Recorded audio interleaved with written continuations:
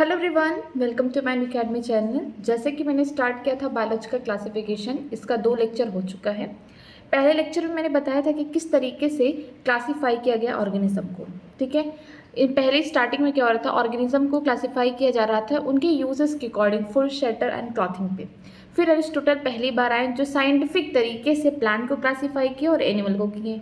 2 kingdom classification आया, 3, 4, 5। इस chapter में हम लोग 5 किंगडम क्लासिफिकेशन में किंगडम मोनेरा खत्म कर चुके हैं, किंगडम प्रोटिस्टा। चलिए आज मैं रिवाइज कराती हूँ किंगडम प्रोटिस्टा को। ठीक है, यहाँ पे देखते हैं जो किंगडम प्रोटिस्टा है इनमें यूनिसेलुलर ऑर्गेनिज्म है और जो कि यूकैरियोट है। अगर यूनिसेलुलर है प्रोकैरियोट से, वो किस में रखे जाएंगे, किंगडम प्रोटिस्टा में नहीं रखे जाएंगे, उनको रखा जाएगा मोनेरा में क्योंकि वो प्रोकैरियोट है। लेकिन अगर यूनिसेलुलर है मीन्स एक सेल से बना हुआ है पूरी बॉडी और क्या है वो यूकैरियोट है। ठीक है, यूकैरियोट्स का मतलब होता है कि जो सेल है उनकी बॉडी में तो एक ही सेल है, उसका जो न्यूक्लियस है उसके ऊपर क्या मिलेगा, न्यूक्लियर मेम्ब्रेन मिलेगा वेल डिफाइंड, और साथ में जितने भी सेल ऑर्गेनल्स हैं वो भी प्रेजेंट होंगे। ठीक है, जो किंगडम प्रोटिस्टा इसकी कोई भी बाउंड्री डिफाइन नहीं है। ऐसा नहीं है कि इसमें प्लांट ही रहेंगे, एनिमल ही रहेंगे, फंगस ही रहेंगे, ऐसा कुछ नहीं है। जो भी ऑर्गेनिज्म अगर आप देख रहे हैं कि वो यूनिसेलुलर है, यूकैरियोट से ला के रख दो किंगडम प्रोटिस्टा में, इसी वजह से इनकी बाउंड्री क्या है, वेल डिफाइंड नहीं है। ठीक है, आगे देखते हैं। इस चैप्टर में हम लोग किंगडम प्रोटिस्टा के अंदर क्राइसोफाइटा, डायनोफ्लैगेलेट, यूक्लिनॉइड, स्लाइम माउल्स एंड प्रोटोजोन पढ़ेंगे। ठीक, जो मेंबर ऑफ प्रोटिस्टा हैं वो प्राइमरली एक्वेटिक है, मीन्स सबसे पहले वो पानी में ही मिलना पसंद करेंगे। टेरेस्ट्रियल भी होते हैं बट अगर आप देखेंगे तो ये पानी में ही रहते हैं, एक्वेटिक हैं ये। ठीक है, जो किंगडम प्रोटिस्टा है ये कई चीज़ों से लिंक करता है, प्लांट से भी, प्लांट लाइक कैरेक्टर भी दिखाता है, एनिमल लाइक कैरेक्टर भी दिखाता है। ठीक है, फंगस लाइक कैरेक्टर भी दिखाता है। तो ये क्या करता है, लिंक कराता है प्लांट, एनिमल और फंगस को एक साथ किंगडम प्रोटिस्टा में। ठीक है, और ये यूकैरियोटिक है, इसकी वजह से जो प्रोटिस्टा की सेल बॉडी है उसमें वेल डिफाइंड क्या देखने को मिलेगा, न्यूक्लियस, और भी जो अदर मेम्ब्रेन बाउंड ऑर्गेनल्स होंगे वो भी प्रेजेंट होंगे। बस प्रॉब्लम क्या है, ये यूनिसेलुलर है। ठीक है, कुछ के पास फ्लैजिला देखने को मिलेगा, सीलिया देखने को मिलेगा। ये कैसे है, लोकोमोटरी ऑर्गन है जिससे क्या करेंगे, लोकोमोशन करेंगे। ठीक है, प्रोटिस्टा जो है एसेक्सुअल भी रिप्रोडक्शन कर सकता है फ्रैगमेंटेशन से। ठीक है, और सेक्सुअल भी रिप्रोडक्शन कर सकता है सेल फ्यूजन से। सेल फ्यूजन का मतलब यहाँ पे हुआ कि यहाँ पे जो भी गैमेट्स बनेंगे, चाहे मेल और फीमेल, ये आगे चल के क्या करेंगे, फर्टिलाइजेशन कराएंगे, सिंगैमी कराएंगे, फिर आगे क्या बनेगा, जाइगोट बनेगा। तो इस तरीके से ये काम करेंगे। चलिए देखते हैं पैरा क्लास क्या है। क्राइसोफाइट्स, जो क्राइसोफाइट्स इसमें 2 लोग आते हैं, पहला डाइटम्स आएंगे, ठीक, और दूसरा जो है गोल्डन एल्गी जिसको बोलते हैं डिस्मिट्स।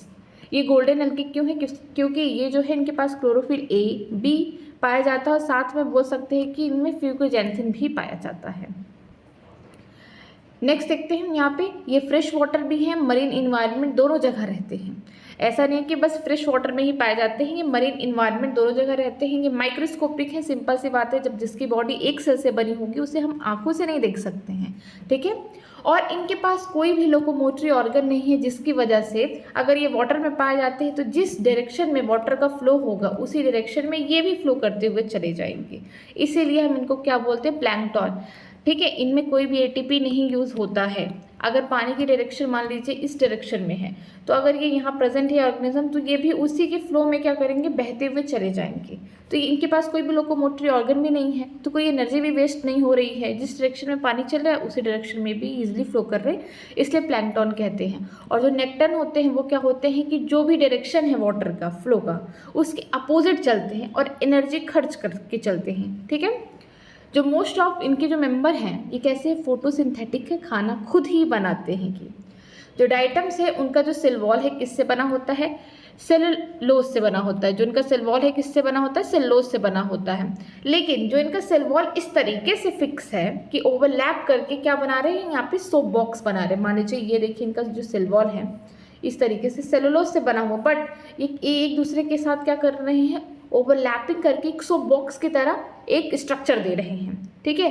इनके जो वॉल है, सेल वॉल के अंदर क्या एम्बेडेड है, हम बोल सकते हैं धसे हुए हैं, क्या, सिलिका धसे हुए हैं, जो कि इनके सेल वॉल को टूटने से बचा रहे, इसीलिए यहाँ पे लिखा इंडेक्स्टेबल। ये इंपॉर्टेंट है, क्यों है, क्योंकि इनका जो सेल वॉल है वो किससे बना हुआ है, सेलुलोज से बना हुआ है, ठीक है।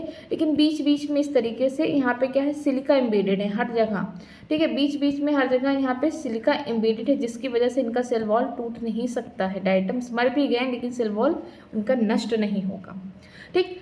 अगर डायटम्स मर चुके हैं तो जो उनके सेल वॉल है, जहाँ पे भी वो रहते हैं, वो रहेंगे कहाँ पे, समुद्र की एकदम गहराई में रहेंगे, डेप्थ में रहेंगे, तो उनका जो हैबिटेट है वहाँ पे डिपोजिशन हो जाएगा उनके सेल वॉल का, जो कि बिलियंस ऑफ ईयर तक एक्यूमुलेट होता जाएगा, धीरे धीरे इकट्ठा होता जाएगा, उसे हम क्या बोलेंगे, डायटमीसिस अर्थ बोलेंगे।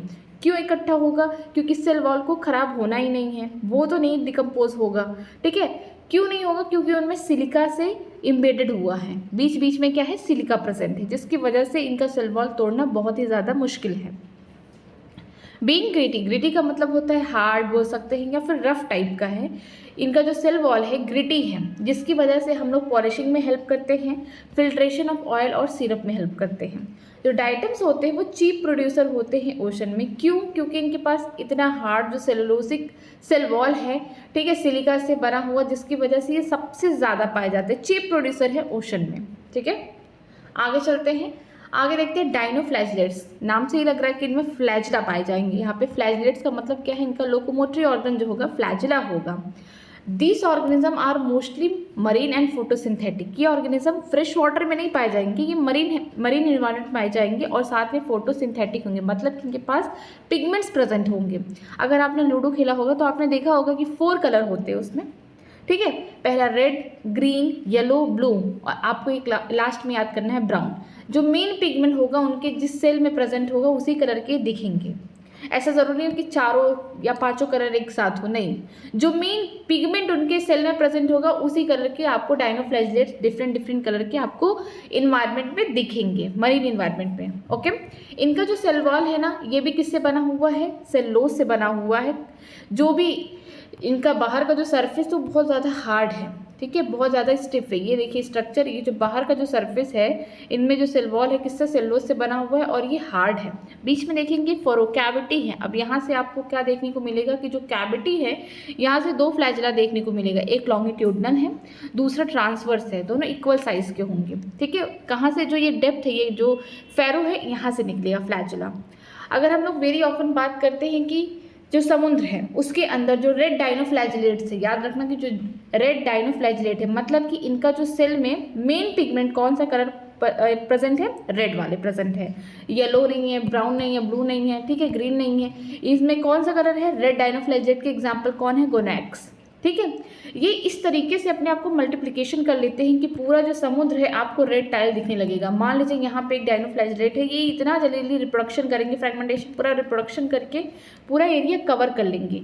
इनके द्वारा क्या रिलीज होता है, एक टॉक्सिन, एक जहर, जिसको हम बोल सकते हैं सेकीटॉक्सिन, ठीक है। ये जो सेकीटॉक्सिन होता है, ये क्या होता है, रिलीज किया जाता है किससे, रेड डायनोफ्लैजलेट से, जिसकी वजह से जो भी एक्वेटिक इन्वायरमेंट में ऑर्गेनिज्म हैं, फिशेस हैं, मरीन एनिमल्स जो हैं, उनकी डेथ हो जाती है, उन्हें सफोकेशन होने लगता है, उन्हें पूरी तरीके से ऑक्सीजन नहीं मिलता, वो पूरी तरीके से सर्वाइव नहीं कर पाते और वहीं पे मर जाते हैं। क्योंकि जो पूरा समुद्र है, अब जो रेड टाइड्स है पूरा घिर चुका है, किससे, रेड डायनोफ्लैजलेट से पूरा घिर चुका है, ठीक है। हम लोग गोनैक्स की बात कर रहे हैं, पूरा घिर चुका है। जो अंदर के ऑर्गेनिज्म हैं उनको बाहर से ना सनलाइट मिल रहा है, ना ही उनको ऑक्सीजन मिल रहा है, उसके बदले में जो भी ये रेड डायनोफ्लैजलेट्स हैं ये क्या रिलीज कर रहे हैं, सेकीटॉक्सिन रिलीज कर रहे हैं, जिसकी वजह से जो भी ऑर्गेनिज्म है उनकी डेथ हो जा रही है सफोकेशन से। आगे देखते हैं यूक्लिनॉइड्स। यूक्लिनॉइड्स में देखते हैं कि जो मेजॉरिटी ऑफ ऑर्गेनिज्म होते हैं फ्रेश वाटर में होते हैं और ठहरे हुए पानी में होते हैं।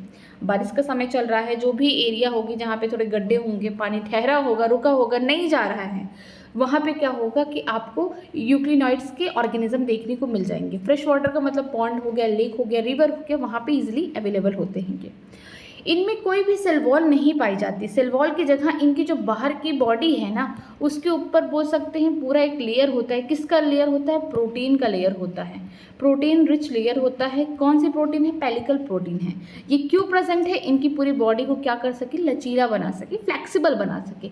कोई सेल वॉल नहीं प्रेजेंट होता है।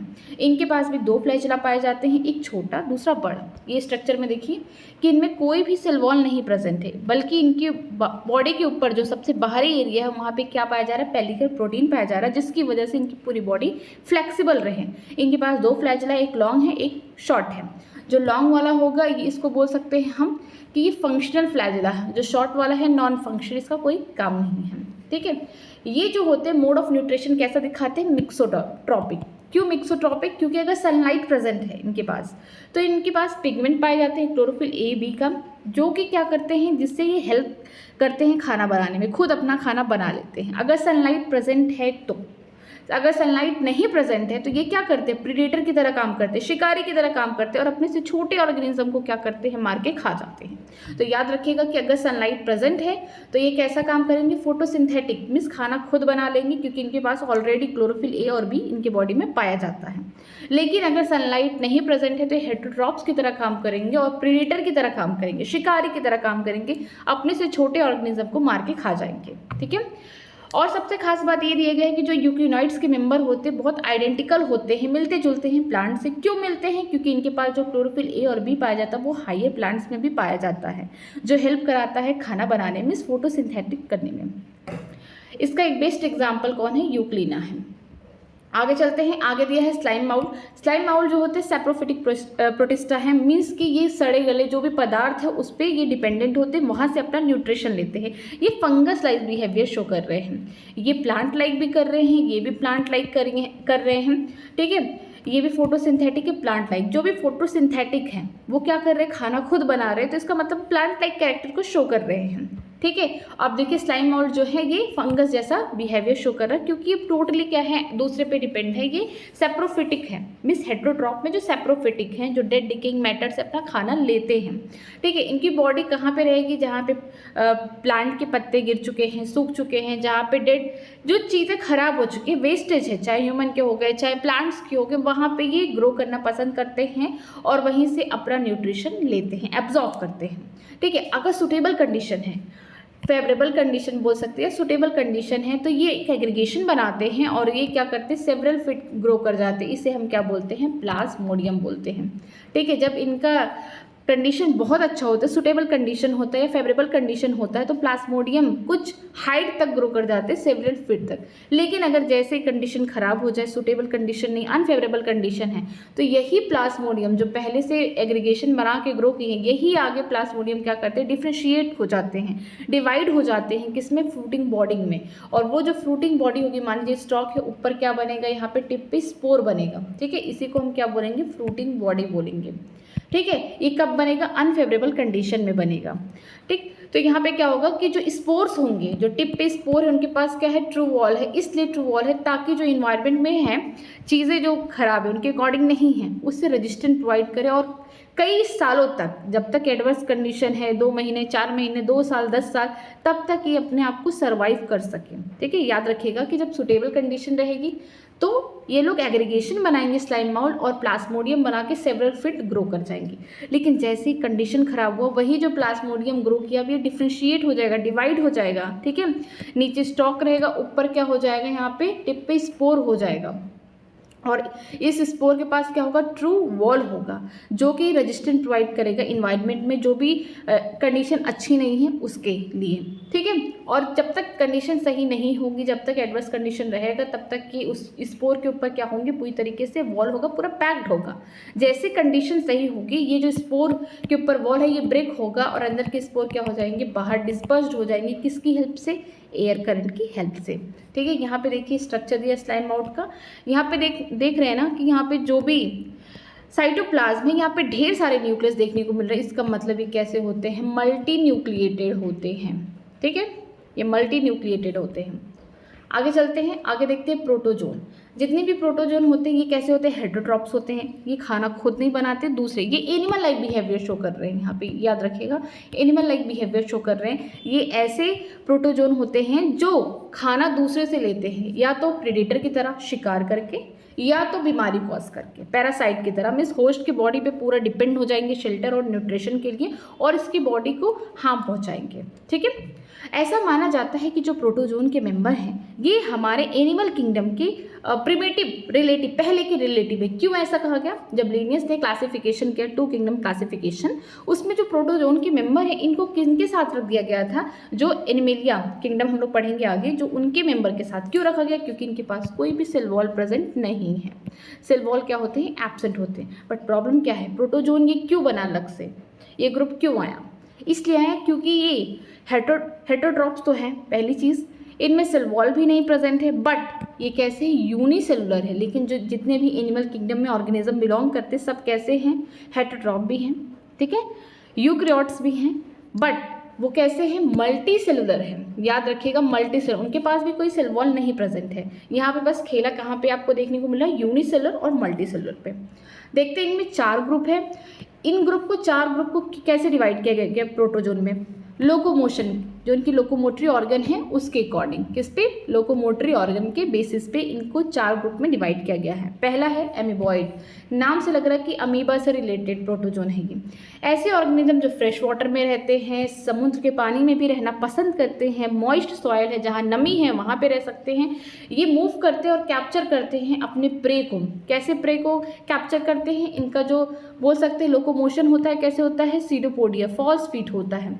मान लीजिए इनका खाना यहाँ पे है तो ये अपना शेप किसी भी आकार में बदल के ले सकते हैं ताकि अपने खाने को अंदर ले सकें, ठीक है, अपने प्रे को। तो इनका कोई मूवमेंट फिक्स नहीं है, ये सीडोपोडिया है, मीन्स फॉल्स फिट दिखाते हैं। अगर हम लोग मरीन, ये इसका एग्जाम्पल बेस्ट होगा अमीबा का, फ्रेश वाटर में ये जो टेरेस्ट्रियल है। लेकिन अगर मरीन फॉर्म की बात करेंगे तो उनके ऊपर क्या होगा? सिलिका का सेल पाया जाएगा। ये सेल वॉल नहीं, शेल है, शेल बाहर से शेल है, ठीक है, उनकी सरफेस पे। और ये जो है पैरासाइट की तरह काम करेंगे। कौन वाले? मरीन फॉर्म वाले, याद रखिएगा, अमीबा नहीं, जो मरीन फॉर्म, जो समुद्र में है, पानी के अंदर है, वो कैसे हैं? जिनके पास सिलिका का सेल है, ठीक है, वो कैसे होते हैं? पैरासिटिक होते हैं, बीमारी कॉज करते हैं, जिसका बेस्ट एग्जाम्पल है एंटामीबा। इसका पूरा नाम हो सकता है एंटामीबा हिस्टोलिका, जो हम लोग आगे पढ़ेंगे क्लास 12th में। ये जो होता है ऑर्गेनिज्म, ये बीमारी कॉज करता है अमीबियोसिस, ठीक है, अमीबियोसिस कॉज करता है। आगे देखते हैं फ्लैजिलेटेड प्रोटोजोन, नाम से ही लग रहा है कि इनके पास क्या है? फ्लैजिला प्रेजेंट है। ये जो मेंबर हैं या तो फ्री लिविंग होंगे, इन्वायरमेंट में फ्रीली एकदम मौज मस्ती में अपना अकेले एग्जिस्ट करेंगे, या तो पैरासिटिक होंगे, मीन्स किसी को परेशान कर रहे होंगे, बीमारी कॉज कर रहे होंगे। इनके पास फ्लैजिला पाया जाता है। क्यों पाया जाता है? लोकोमोशन के लिए। पैरासिटिक फॉर्म जो होते हैं वो डिसीज कॉज करते हैं, जैसे कि स्लीपिंग सिकनेस। स्लीपिंग सिकनेस में क्या होता है? जो पूरी बॉडी है, जॉइंट है, मसल्स, उसमें पेन होता है, इंसान बस आराम ही करता है, ठीक है। और इसका बेस्ट एग्जांपल है ट्रिपैनोसोमा। ये जो ट्रिपैनोसोमा है ये पैरासिटिक है, इसके पास फ्लैजिला पाया जाता है फॉर लोकोमोशन, और ये बीमारी कॉज करता है कौन सा? Sleeping sickness. ये कॉजेटिक एजेंट है, लेकिन इसके लिए जो वेक्टर है, कौन पहुंचाएगा एक घर से दूसरे घर में बीमारी? उसका नाम है टीसी फ्लाई, ठीक है, ये इसका नाम है टीसी फ्लाई। ये इंपॉर्टेंट है। वेक्टर का काम होता है बीमारी को एक जगह से दूसरी जगह ट्रांसफर करना, लेकिन कॉजेटिक एजेंट ये है। प्रोटोजोन जो ट्रिपैनोसोमा है ये फ्लैजिलेटेड प्रोटोजोन है। आगे देखते हैं सीलिएटेड प्रोटोजोन। नाम से लग रहा है कि इनके पास क्या प्रेजेंट होगा? सीलिया प्रेजेंट होगा। क्यों होगा? लोकोमोशन के लिए। ये एक्वेटिक होंगे, पानी में रहना पसंद करेंगे और एक्टिवली मूव कर रहे हैं, मतलब कि एटीपी लगा लगा के मूव कर रहे हैं, एनर्जी लगा लगा के मूव कर रहे हैं। क्यों? क्योंकि इनके बॉडी के पास हज़ारों सीलिया प्रेजेंट है, इनके बॉडी सरफेस में हज़ारों सीलिया प्रेजेंट है, और ये पानी में ही रहते। इसी से क्या कर रहे हैं? पूरा लोकोमोशन कर रहे हैं, मूव कर रहे हैं, एक जगह से दूसरी जगह जा रहे हैं, खाने के लिए जा रहे हैं या खुद चल रहे हैं, ठीक है। इनके बॉडी में एक कैविटी पाई जाती है या गट पाया जाता है, जिससे जो आउटसाइड सरफेस में प्रेजेंट है, जो आउटसाइड खाना है, पानी के अंदर खाना है, उसको अपने बॉडी के अंदर ले सके, इसी गलट से या फिर कैविटी से या माउथ भी बोल सकते हैं, ठीक है। जो कोऑर्डिनेटेड मूवमेंट है पूरी तरीके से सीलिया से, वो क्या कर रहा है? वो हेल्प कर रहा है कि जो पानी में खाना है उसको अपने बॉडी के अंदर ले, एक डायरेक्शन में, ठीक है, गलट के थ्रू। इसका बेस्ट एग्जाम्पल है पैरामीशियम। यहाँ पे देखते हैं डायग्राम में, देखिए पैरामीशियम का जो स्ट्रक्चर है ये सैंडल लाइक है, फीमेल सैंडल लाइक स्ट्रक्चर है। बट आपको यहाँ पे ये सब नहीं देखना, आपको ये देखना है कि जो सीलिया हैं वो कितना ज़्यादा प्रेजेंट है यहाँ पे, जो आउटर सरफेस है यहाँ पे हज़ारों सीलिया प्रेजेंट है। ठीक है, ये जो है ये यही कैविटी है, ये इसी को क्या बोलते हैं, गलट बोलते हैं, माउथ बोलते हैं। जब पैरामीशियम वाटर में है, खाना मान लीजिए यहाँ प्रेजेंट है, यहाँ प्रेजेंट है, हर जगह खाना प्रेजेंट है, तो ये सीलिया की हेल्प से मूव करेंगे और जो भी पानी है पानी को भी अंदर लेंगे ताकि पानी के साथ क्या हो जाए, वो खाना भी इनकी बॉडी में चला जाए। लेकिन कभी कभी ऐसा होता है, हमेशा ऐसा होता है कि वाटर में है, खाना ले रहे हैं, लेकिन एक्सेस वाटर भी तो इनकी बॉडी में जाएगा, तो एक्सेस वाटर अगर बॉडी में आ जाएगा तो कहीं ना कहीं इनको भी प्रॉब्लम होगा। इसीलिए इनके बॉडी के अंदर क्या पाया जाता है, कॉन्ट्राइल वैक्यूल पाया जाता है। क्या, कॉन्ट्राइल वैक्यूल पाया जाता है, जो क्या करता है, जो एक्सेस वाटर हो जाता है बॉडी में उसको बाहर निकालता है, ऑस्मो रेगुलेशन में हेल्प करता है, एक्सक्रीशन में हेल्प करता है। तो याद रखिएगा कि जो कॉन्ट्राइल वैक्यूल है ये ऑस्मो रेगुलेशन में हेल्प करेगा, जो भी पानी का बैलेंस है बॉडी में उसको मेंटेन करेगा और एक्सक्रीशन भी कराएगा।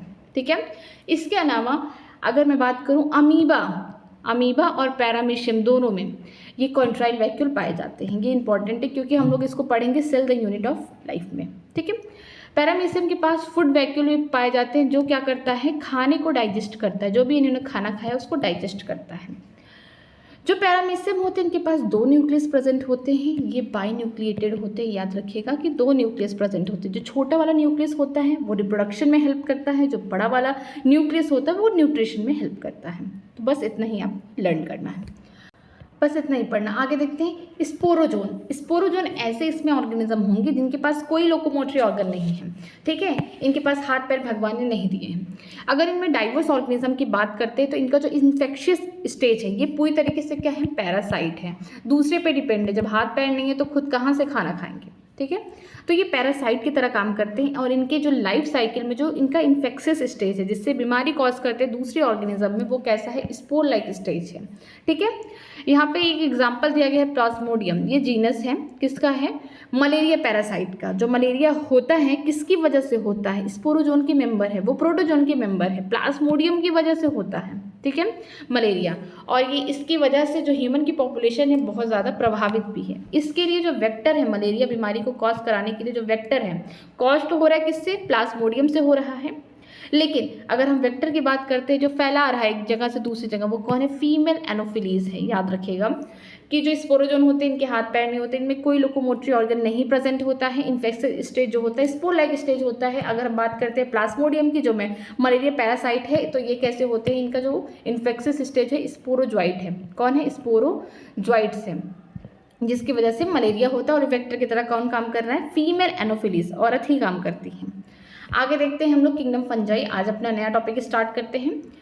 इसके बारे में क्या लिखा गया है, the fungi constitute the unique kingdom of heterotrophic organism. Fungi को यूनिक किंगडम क्यों कहा गया है, क्योंकि इनका जो मोड ऑफ न्यूट्रिशन है वो कैसा, हेटेरोट्रॉपिक है। ठीक है, ये इंपॉर्टेंट इसलिए कहा गया है। दे show a great diversity in morphology and habitat. आपको इसमें ढेर सारी डाइवर्सिटी, विभिन्नताएं देखने को मिलेंगी, कहाँ, मॉर्फोलॉजी में और हैबिटेट में। कि मॉर्फोलॉजी में किस तरीके के डिफरेंट माइसीलियम प्रेजेंट है उसमें देखने को मिलेगा, और हैबिटेट की बात करते हैं तो ये पानी में है, एयर में है, कि हर जगह पाए जाएंगे, एवरीवेयर। इसीलिए यहाँ पे एक शब्द भी लिखा रहेगा, कॉस्मोपॉलिटियन, सर्वव्यापी। ठीक है, you must have seen fungus on moist bread and rotten fruit. आपने फंगस को देखा होगा अगर आपने अपने किचन में ब्रेड को नॉर्मली ऐसे खुले में रख दिया, उसको कवर करके नहीं रखा, तो आप कुछ टाइम बाद देखेंगे तो उस ब्रेड के ऊपर क्या आपको माउल्ड ग्रो कर जाएंगे, मीन्स फंगस ग्रो कर जाएंगी। ठीक है, क्यों ग्रो कर जाएंगे, क्योंकि इन्वायरमेंट में ऑलरेडी फंगस सब कुछ अवेलेबल है। ठीक है, अगर बात करते हैं रोटन फ्रूट की, जो सड़ जाते हैं फ्रूट, जैसे सिट्रस फ्रूट की बात करते हो, ग्रेप्स हो गया, ऑरेंज हो गया, आप वहाँ पे भी देखेंगे कि फ्रूट क्यों सड़ रहे हैं, क्योंकि वहाँ पे फंगस ग्रो कर जा रहे हैं।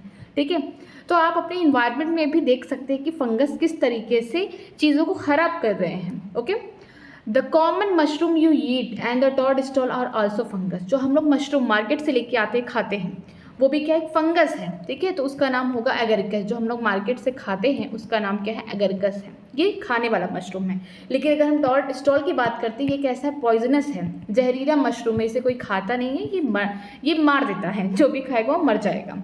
ठीक है, तो यहाँ पे दो टाइप के फंगस बताए गए हैं, एक कॉमन मशरूम जो हम लोग खाते हैं ये भी फंगस है, और जो टॉर्ट स्टॉल ये भी फंगस है। अगर हम बात करेंगे तो ये दोनों बिलोंग करेंगे किससे, बैसिडियोमाइसिटीज। अभी हम लोग क्लासेस जब पढ़ेंगे तो इनसे बिलोंग करते हैं ये। White spot seen on the mustard leaf are due to the parasitic fungus. अगर आप लोग मस्टर्ड की खेती में गए होंगे, सरसों की खेती में गए होंगे, तो आप वहाँ पे देखेंगे जो सरसों का खेत है वहाँ पे जो मस्टर्ड के प्लांट है उनकी लीफ में क्या होगा, आपको देखने को मिलेगा वाइट वाइट करके स्पॉट देखने को मिलेंगे। क्यों हो रहा है ये, क्योंकि यहाँ पे एक पैरासिटिक फंगस है जो बीमारी कॉज कर रहा है मस्टर्ड के लीफ में, उसका नाम क्या है, एल्बिगो है। क्या नाम है उसका, एल्बिगो। ये किसका मेंबर है, फाइकोमाइसिटीज का। तो ये इंपॉर्टेंट है कि अगर आप मस्टर्ड की लीफ में देखते हैं तो वहाँ पे पैरासिटिक फंगस होगा जो बीमारी कॉज करेगा। कैसा बीमारी कॉज करेगा कि पत्तियों में सफ़ेद सफ़ेद धब्बे आ जाएंगे, वाइट वाइट यहाँ पे स्पॉट देखने को मिलेंगे। एल्बिगो इसका एग्जाम्पल है। Some unicellular fungus like yeast are used to make bread and beer. ठीक है, एक एक्सेप्शन है इस किंगडम का कि एक यूनिसेलर फंगस है जो कि उसकी बॉडी में बस एक सेल है। यूनिसेलर का मतलब कि पूरी बॉडी में बस एक ही सेल है। ठीक है, फंगस में इसको हम क्या बोलेंगे, ईस्ट बोलेंगे इसको। ठीक है, और ईस्ट का इस्तेमाल कहाँ किया जा रहा है, ब्रेड बनाने में, बियर बनाने में, वहाँ पे किया जा रहा है। Other fungus causes disease in the plant animal. ठीक है, और जो दूसरे फंगस है बीमारी कॉज करे प्लांट्स में भी एनिमल में भी। देखिए प्लांट में एक बीमारी और कौन कॉज कर रहा है, wheat rust causing Puccinia is important example. अभी हमने देखा कि जो मस्टर्ड की लीफ में था वाइट वाइट स्पॉट्स आ रहे थे, ये भी तो प्लांट को ही बीमारी कॉज कर रहा था फंगस। ठीक है, एल्बिगो वाले वो पैरासिटिक थे। अगर हम लोग रस्ट की बात करते हैं, जो वीट का प्लांट है वहाँ पे रस्ट लग जाता है, किसके द्वारा लगता है, फंगस है जिसका नाम है पक्सीनिया। ये किसका मेंबर है, बैसिडियोमाइसिटीज का। मैं अभी मेंबर इससे याद दिला रही हूँ क्योंकि कभी क्वेश्चन में स्टेटमेंट वाइज भी आ सकता है कि किससे बिलोंग करता है, कौन से क्लास से बिलोंग कर रहा है। ठीक है, जो पक्सेनिया है ये रस्ट कॉज करता है वीट प्लांट में, ये भी एक अच्छा एग्जाम्पल है। Some are the sources of the antibiotic, example penicillium. कुछ फंगस ऐसे होते हैं जिससे एंटीबायोटिक बनती है। एंटीबायोटिक का काम क्या होता है कि जो भी बैक्टीरिया बीमारी कॉज कर रही है उसके ऊपर एंटीबायोटिक जब भी पड़ता है तो ये बैक्टीरिया मर जाते हैं। ठीक है, तो ये सोर्सेज हैं, जैसे कुछ फंगस भी सोर्सेज है एंटीबायोटिक बनाने का, बैक्टीरिया से हमें रेजिस्टेंट प्रोवाइड करने का, जैसे एग्जाम्पल पेनिसिलियम है। आगे देखते हैं, फंगस जो फंजाई हैं are cosmopolitan and occur in air water soil and on animal and plant. जो फंगस है वो कैसे कॉस्मोपॉलिटियन है, हर जगह पाए जाएंगे, एवरीवेयर, चाहे एयर हो, वाटर हो, सॉइल हो, किसी ऑर्गेनिज्म की बॉडी हो, चाहे प्लांट हो, एनिमल हो, कोई भी हो। ठीक है, उनकी बॉडी के ऊपर पाए जाएंगे, याद रखिएगा ऊपर पाए जाएंगे, अंदर नहीं। ठीक, they prefer to grow in warm and humid places. इनका जो मोस्ट फेवरेबल कंडीशन कहाँ है फंगस का कि मॉइस्चर रहे, नमी रहे इन्वायरमेंट में और थोड़ी गर्मी भी रहे। मीन्स वार्म रहना चाहिए इन्वायरमेंट और कैसा होना चाहिए, ह्यूमिड रहना चाहिए। बोल सकते हैं कि जो रेनी सीजन है इनके लिए फेवरेबल है। क्यों, कभी धूप हो रही है, कभी बारिश हो रही है। जब धूप हो रही है तो उमस जैसा होने लग रहा है क्योंकि इन्वायरमेंट में मॉइस्चर भी ऑलरेडी पहले से प्रेजेंट है बारिश की वजह से, और वहाँ से वार्म ह्यूमिड जैसा यहाँ पे आपको पूरा इन्वायरमेंट मिलेगा, तो यहाँ पे फंगस इस समय ज़्यादा ग्रो करेंगे। तो याद रखिए जो फेवरेबल कंडीशन है ग्रोथ के लिए वो कैसा है, वार्म होना चाहिए और ह्यूमिड प्लेसेस में ये ग्रो करते हैं। Have you ever wonder why we keep the food in refrigerator. क्या आपने कभी सोचा है कि हम खाने को फ्रिज में क्यों रखते हैं, क्यों? देखिए इसका reason, yes, it is to prevent the food from going bad due to the bacterial और फंगल इन्फेक्शन। इसलिए ताकि जो खाना है, बचा हुआ जो खाना है, उसको हम बैक्टीरिया के इन्फेक्शन और फंगस के इन्फेक्शन से बचा सकें। हम पहले से ही जानते हैं बैक्टीरिया और फंगस दोनों ही कॉस्मोपॉलिटियन है, हर जगह पाए जाएंगे, एनी कंडीशन हर जगह पाए जाएंगे। इसीलिए हमें अपने खाना बचाने के लिए फ्रिज में रखना पड़ता है, क्योंकि वहाँ का जो इन्वायरमेंट है फ्रिज में, वहाँ पे टेम्परेचर कम है, तो यहाँ पे बहुत कम चांसेस है कि यहाँ पे बैक्टीरिया फंगस ग्रो कर सके और हमारा खाना बच सके खराब होने से। आगे देखते हैं, with the exception of the yeast which are unicellular fungi are filamentous. अगर हम लोग ईस्ट को छोड़ दें और बाकी अदर फंगस की बात करते हैं तो सब कैसे फिलामेंटस है, फिलामेंट स्ट्रक्चर है, like this tube like structure है।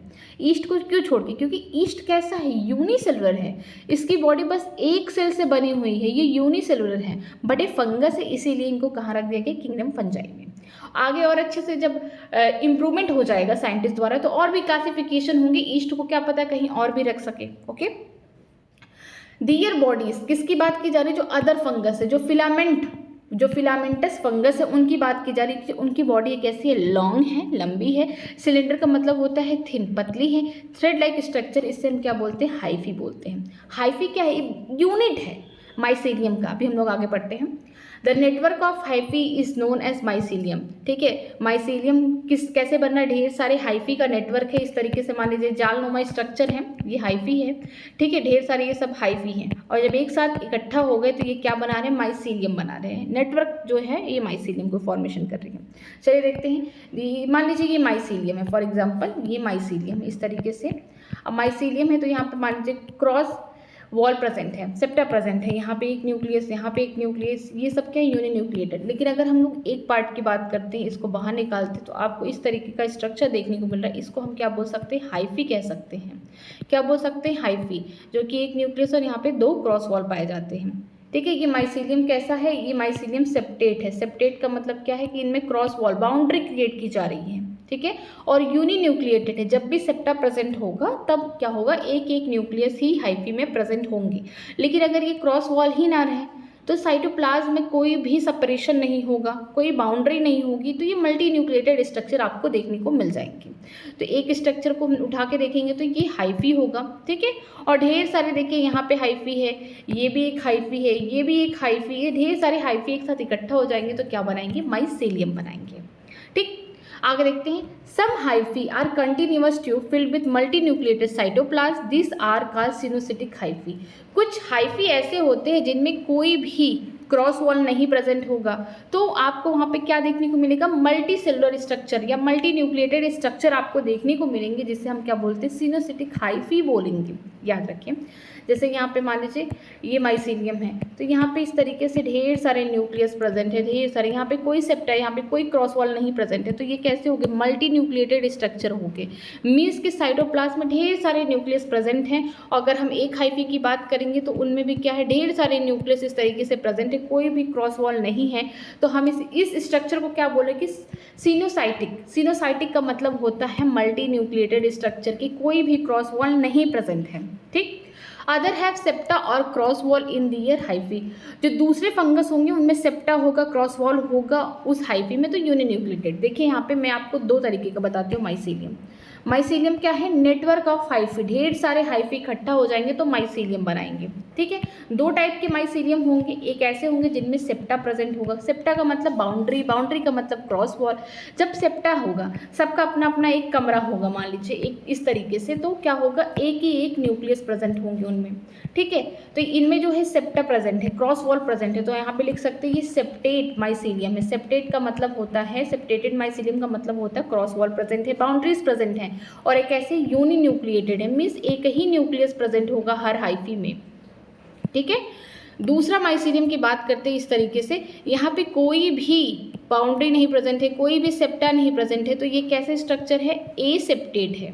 ए सेप्टेट का मतलब कोई भी बाउंड्री प्रेजेंट नहीं है, और ये कैसे होंगे, साइटोप्लाज्म में ढेर सारे न्यूक्लियस होंगे, तो ये मल्टी न्यूक्लिएटेड स्ट्रक्चर होंगे, या सिनोसिटिक हाइफी भी बोल सकते हैं। हाइफी के लिए सिनोसिटिक है, बाकी माइसेलियम के लिए uninucleated, multinucleated, septate, aseptate है। ठीक है, पहले वाले में क्या होगा कि यहाँ पे क्रॉस वॉल इस तरीके से प्रेजेंट है, सेप्टा, सबके पास एक एक न्यूक्लियस है। ठीक है, माइसेलियम के पास, तो ये सेप्टेट हो गए, सबके पास क्रॉस वॉल है, और कैसे हैं, यूनि न्यूक्लिएटेड है। ठीक, और दूसरी वाली हाइफी की बात करते हैं, आप बोल सकते हैं माइसेलियम की बात करते हैं, यहाँ पे कोई भी क्रॉस वॉल नहीं प्रेजेंट है, कोई भी सेप्टा नहीं प्रेजेंट है, तो ये कैसे हो गए, मल्टी न्यूक्लिएटेड हो गए, साइटोप्लाज्म में ढेर सारे न्यूक्लियस प्रेजेंट है, कोई क्रॉस वॉल नहीं, तो ए सेप्टेट हो गए।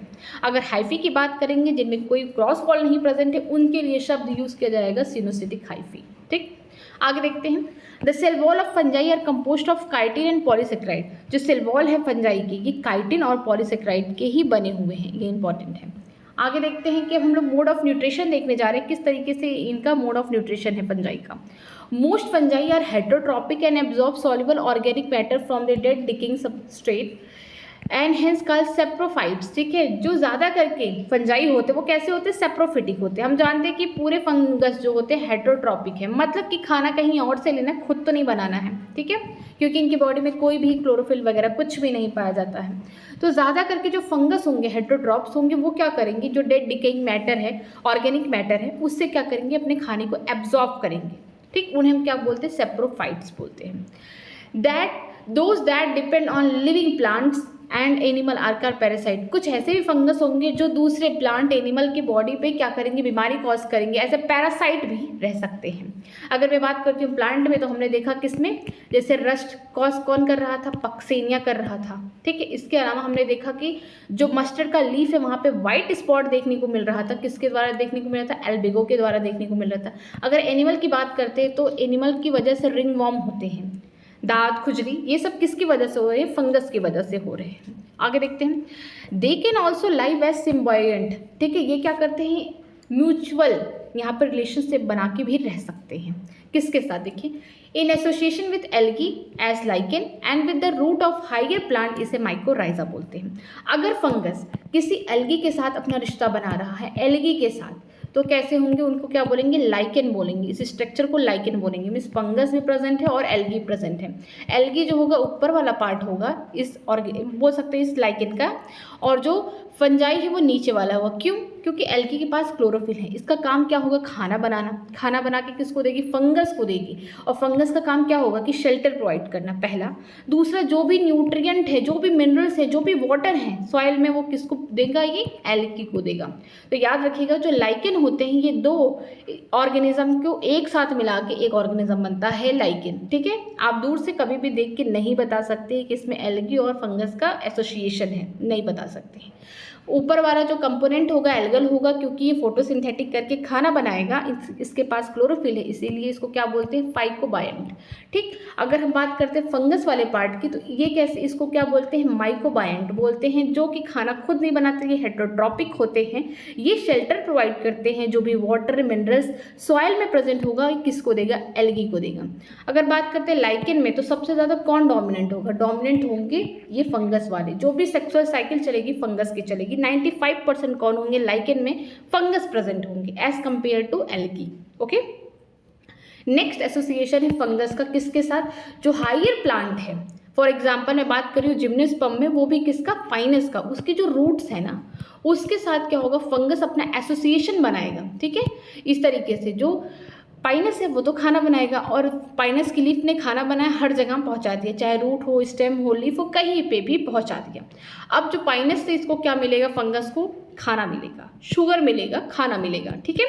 लेकिन अगर जो फंगस की हम बात करते हैं, ये क्या प्रोवाइड करेगा, वाटर, मिनरल, जो भी न्यूट्रिएंट कहाँ प्रेजेंट है सॉइल में, ये कौन एब्जॉर्ब करेगा, ये फंगस एब्जॉर्ब करके किसको देगा, पाइनस को देगा, जो जहाँ पे एसोसिएशन है रूट्स में, ओके। तो याद रखिएगा, जो लाइकेन है ये दो लोगों से बने हैं, फंगस प्लस एल्गी। सबसे डोमिनेंट कौन है, फंगस है। सेक्सुअल साइकिल जो है फंगस के अकॉर्डिंग चलेगा। एल्गी खाना बना के देगा, जो फंगस होगा शेल्टर प्रोवाइड करेगा। न्यूट्रिएंट, जो भी मिनरल न्यूट्रिएंट प्रेजेंट है कहाँ, सॉइल में, वाटर जो प्रेजेंट है एल्गी को देंगे, ठीक है। ये इंपॉर्टेंट है। सबसे खास बात ये भी है लाइकेन में, जो लाइकेन है ये हर जगह ग्रो नहीं करते हैं, ये वहीं ग्रो करते हैं जहाँ पे एयर पोल्यूशन बिल्कुल ना हो, जहाँ पे सल्फर डाइऑक्साइड बिल्कुल ना हो। इसीलिए लाइकेन को क्या कहा जाता है, good indicator of air pollution या सल्फर डाइऑक्साइड, ओके। आगे चलते हैं, आगे देखते हैं, reproduction in fungi can be take place by vegetative means fragmentation, fusion and budding. अगर हम बात करते हैं रिप्रोडक्शन की, तो फंजाई में तीनों टाइप के रिप्रोडक्शन होते हैं, वेजिटेटिव हो गया, एसेक्सुअल हो गया एंड सेक्सुअल हो गया। अगर वेजिटेटिव मींस की बात करते हैं तो उसमें फ्रेगमेंटेशन होता है, फ्यूजन होता है और बडिंग होता है। इसके लिए एक शॉर्ट ट्रिक है, क्या, BFF, best friend for ever, ये शॉर्ट ट्रिक है, ठीक है। B फॉर क्या हो जाएगा, बडिंग हो जाएगा। F फॉर क्या हो जाएगा, फ्यूजन हो जाएगा। एक F से क्या हो जाएगा, फ्रेगमेंटेशन हो जाएगा। ये कैसे हैं, वेजिटेटिव मीन्स ऑफ रिप्रोडक्शन है किसमें, फंजाई में। फ्रेगमेंटेशन में क्या होगा, मान लीजिए एक माइसीलियम है इस तरीके का, ठीक है, ए सेप्टेट वाला बोल सकते हैं, सेप्टेट वाला, यहाँ पे सेप्टा प्रेजेंट है, ठीक है। इस तरीके से यहाँ पे यूनिन्यूक्लिएटेड स्ट्रक्चर है यहाँ पे, ठीक है। यहाँ पे जो भी पार्ट माइसीलियम का ब्रेक होगा, छोटे छोटे फ्रेगमेंट में जो ब्रेक होगा, पार्ट्स में ब्रेक होगा, वो क्या बनाएगा, एक दूसरा नया माइसीलियम। मान लीजिए यहाँ से टूट गया, यहाँ से टूट गया, यहाँ से टूट गया, कहीं से भी ब्रेक डाउन हो रहा है तो एक नया माइसीलियम बना देगा, ठीक है। तो ये फ्रेगमेंटेशन हो गया।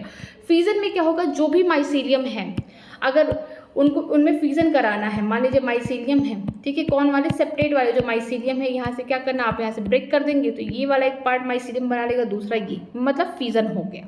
एक से दो पार्ट में डिवाइड हो जाना, उसे क्या बोलते हैं, फ्यूजन बोलते हैं। बट बडिंग, बडिंग किस में हो रहा है, ये ईस्ट में हो रहा है। ये स्पेशल केस है, किसके लिए, ईस्ट के लिए है। फ्रेगमेंटेशन फिजन जो होता है अदर ऑर्गेनिज्म है फंगस के उसमें होंगे, लेकिन जो बडिंग है ये स्पेशली किस में हो रहा है, ईस्ट में हो रहा है, क्योंकि ईस्ट कैसा यूनिसेलुलर है।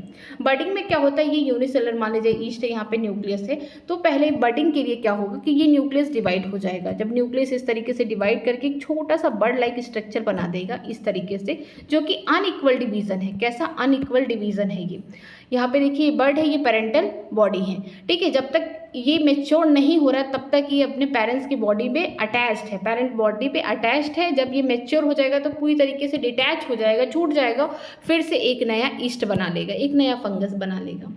तो एक कैसा डिवीजन है, अनइक्वल डिवीजन है, क्योंकि जो बर्ड है वो छोटा है, ठीक है। लेटरली कहीं ग्रो कर रहा है, मान लीजिए ये ईस्ट है, यहाँ पे जब भी यहाँ पे बर्डिंग हो रहा है तो यहाँ पे छोटा सा कहीं से छोटा सा बर्ड निकल गया, ठीक है, इस तरीके से।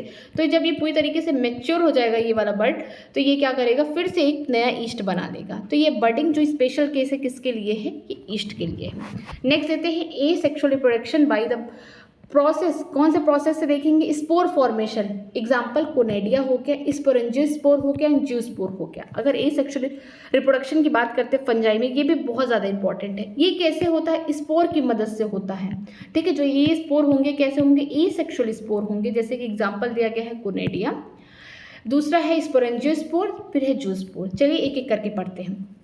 कोनेडिया में क्या होता है, जो इनका माइसीलियम होता है, इनका नाम कोनेडियोफोर होता है, ठीक है। ये कोनेडियोफोर क्या होता है, कोनेडिया का बोल सकते हैं माइसीलियम होता है।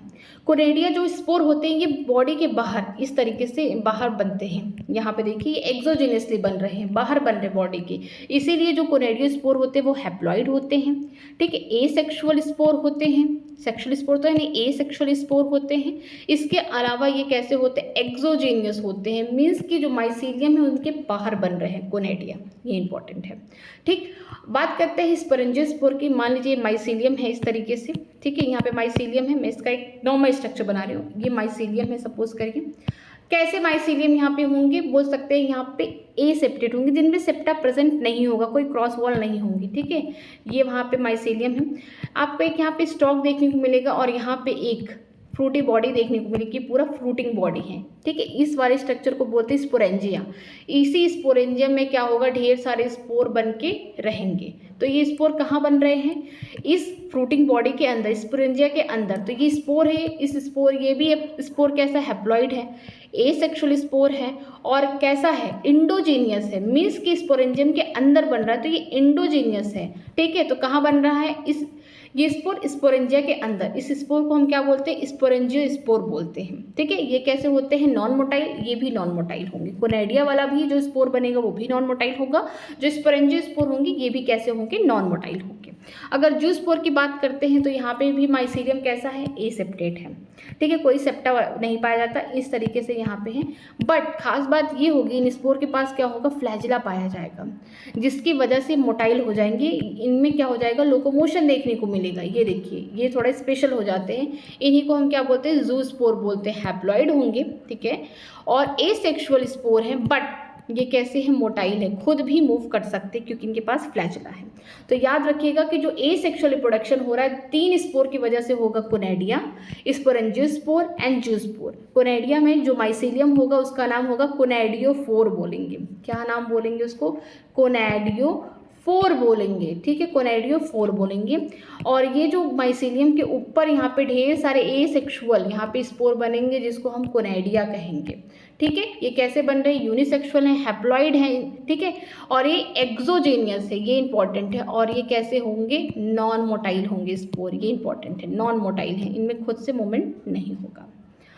स्पोरेंजियोस्पोर में क्या होगा, माइसीलियम कैसी है, एसेप्टेट है, मीन्स कोई सेप्टा नहीं प्रेजेंट है, इस तरीके से। यहाँ पे एक फ्रूटिंग बॉडी बनेगी, मान लीजिए कि स्पोरेंजिया बन चुका है, इसी स्पोरेंजिया में ढेर सारे स्पोर प्रेजेंट होंगे, जिसपे ट्रू वॉल आपको देखने को मिल जाएगा। इस स्पोर को हम क्या बोलेंगे, स्पोरेंजियोस्पोर बोलेंगे। क्या बोलेंगे, स्पोरेंजियोस्पोर बोलेंगे। ये भी कैसे होंगे, नॉन मोटाइल होंगे और एसेक्सुअल स्पोर होंगे। जूस्पोर की बात करते हैं कि यहाँ पे भी माइसीलियम कैसा, एसेप्टेट है, बट इस माइसीलियम में जो भी स्पोर प्रेजेंट है उनके पास क्या है, फ्लैजिला है फॉर लोकोमोशन, इसीलिए हम इसको क्या बोलते हैं, जूस्पोर बोलते हैं, ठीक है। ये मोटाइल होते हैं, बट ये एसेक्सुअल है, हैप्लॉइड स्पोर है। नेक्स्ट चलते हैं सेक्सुअल रिप्रोडक्शन इन फंजाई में, किसके द्वारा होता है, and the sexual reproduction is by oospore ascospore, basidiospores. ठीक है, जो भी सेक्सुअल रिप्रोडक्शन में स्पोर्स बनते हैं, जैसे oospore हो गया, एस्कोस्पोर हो गया, बैसिडियोस्पोर होता है, इसकी मदद से बनता है। इसको हम लोग अच्छे से आगे पढ़ेंगे। oospore याद रखिए कैसे होते हैं, डिप्लॉइड होते हैं। ठीक है, एस्कोस्पोर हैप्लॉइड होते हैं, बैसिडियोस्पोर क्या होते हैं, हैप्लॉइड। क्योंकि ये जो oospore होते हैं ना, इनको हम जाइगोट कहते हैं। ठीक है, जब दो गैमेट मेल और फीमेल दोनों फ्यूज करके बनाते हैं क्या, oospore को। आगे देखते हैं, the various spore are produce in distinct structure called fruiting body. Different type की जो स्पोर है एक सेपरेट स्ट्रक्चर बॉडी में बनता है, जिसको हम क्या बोलते हैं, फ्रूटिंग बॉडी बोलते हैं। ठीक, the sexual cycle involve the following 3 step. जो सेक्सुअल साइकिल होगी इनमें 3 स्टेप होगा। पहला प्लाज्मोगैमी, कैरोगैमी एंड लास्ट पे मियोसिस होगा। प्लाज्मोगैमी नाम से लग रहा है कि देखिए, प्लाज्मो का मतलब होगा प्रोटोप्लाज्म, गैमी का मतलब होता है फ्यूजन, कोई चीज़ मिल रहा है, जुड़ रहा है। ठीक है, कैरो का मतलब होता है न्यूक्लियस, गैमी का मतलब होता है फ्यूजन, कि यहाँ पे क्या होगा, न्यूक्लियस का मिलन होगा। और मियोसिस में क्या होगा कि एक सेल से 4 हैप्लॉइड सेल बन जाएंगे। तो चलिए एक एक करके पढ़ते हैं। Fusion of protoplasm between 2 motile और non motile gamete is called plasmogamy.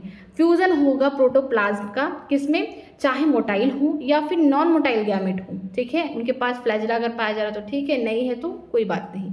अगर उनमें प्रोटोप्लाज्म का मिलन हो रहा है, मेल और फीमेल वाला, फॉर एग्जाम्पल देखिए ये यहाँ पे देखिए इस तरीके का स्ट्रक्चर है, ये वाला मेल वाला हो गया, ये वाला, ये मेल हो गया मान लीजिए, और ये फीमेल हो गया। तो ये जो होगा ये प्रोटोप्लाज्म होगा। ठीक है, ये दोनों का फ्यूजन अगर इस तरीके से हो गया, मान लीजिए यहाँ पे फ्यूजन हो गया, अभी न्यूक्लियस नहीं मिले, मिस कैरोगैमी भी नहीं हुआ है।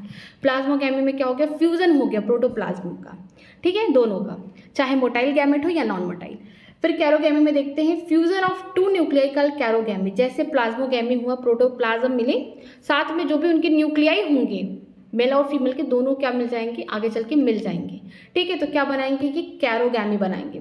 कैरोगैमी स्टेप करेंगे। देखिए यहाँ पे प्लाज्मोगैमी हुआ इस तरीके से, तो यहाँ पे दोनों की न्यूक्लियस मिलके एक हो गए, इसको हम क्या बोलेंगे, कैरोगैमी बोलेंगे। कि मतलब कि यहाँ पे फ्यूजन हो गया न्यूक्लियाई का। अब न्यूक्लियाई का फ्यूजन हो गया तो क्या बन गया, डिप्लॉइड स्टेज आ गया, जाइगोट बन गया। अब जाइगोट तो बनाना नहीं है, अब इसी जाइगोट से हम क्या करेंगे, मियोसिस करके 4 हैप्लॉइड स्पोर बनाएंगे। ठीक है, 4 हैप्लॉइड स्पोर बनाएंगे। थर्ड स्टेप क्या है, meiosis in zygote result in haploid spore. Meiosis अगर जाइगोट में होगा तो वहाँ से 4 हैप्लॉइड स्पोर देखने को मिलेंगी। ये नॉर्मल सेक्सुअल साइकिल है किसका, फंजाई का। पहला क्या होगा, प्लाज्मोगैमी होगा। जो भी प्रोटोप्लाज्म होंगे, चाहे मेल जो मोटाइल है, नॉन मोटाइल है, फीमेल जो मोटाइल है, नॉन मोटाइल गैमेट है, उनमें जो प्रोटोप्लाज्म होंगे उनका क्या होगा, मिलन होगा। ठीक है, ये यहाँ पे मान लीजिए ये प्रोटोप्लाज्म है, ये किसकी, ये मान लीजिए मेल है और ये वाला फीमेल है। ठीक है, यहाँ पे आगे चल के क्या हो गया, प्लाज्मोगैमी। ये वाला स्टेप क्या हो गया, प्लाज्मोगैमी इस तरीके से हो चुका है।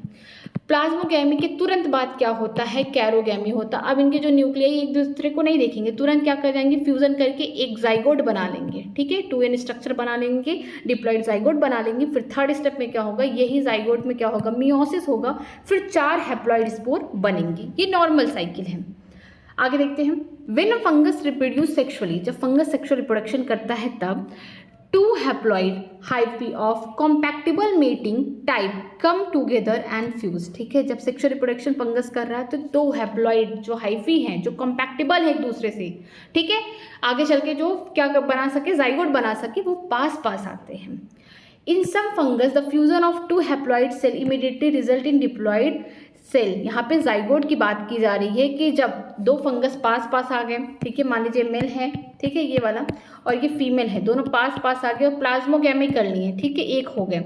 तो आगे कुछ में क्या होता है, सम फंगस में देखने को मिलता है कि जो न्यूक्लियाई होंगे मेल और फीमेल वाले हाइफी की, वो दोनों तुरंत फ्यूज करके क्या बना लेंगे, डिप्लॉइड स्टेज बना लेंगे, जो कि जाइगोट है।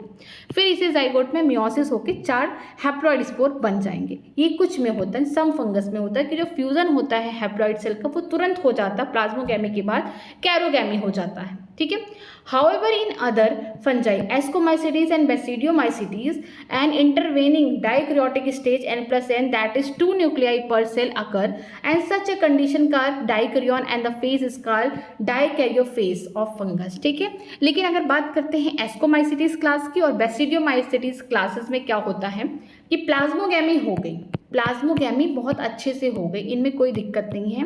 प्लाज्मोगैमी क्या हो गया, अच्छा ये मान लीजिए मेल वाला हो गया, ये वाला फीमेल वाला हो गया हाइफी।